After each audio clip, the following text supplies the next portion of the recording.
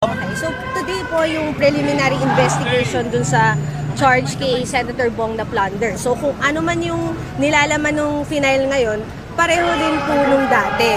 Except na nilagay po na krimen is yung plunder, no? So nag-submit siya ng counter affidavit o sinagot niya yung reklamo laban sa kanya. Tapos apat po silang respondents o nilalaman ng reklamo. Si Yusek Bernardo, Mr. Opulencia, Mr. Alcantara, tapos si Senator Bong, no? Ang nakakagulat kanina, nung magpa-file na ng counter affidavit, nagulat na lang kami na yung tatlo, si Mr. Alcantara, Mr. Opulencia, saka si Yusek Bernardo, nag-manifest na hindi na sila sasagot kasi discharge sila sa Witness Protection Program. So nakakapagtaka, apat na respondents, tatlo nasa witness protection, isa lang matitira.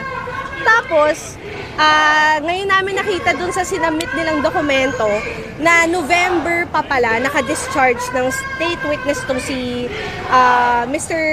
Yusek Bernardo, tapos si Mr. Alcantara, December.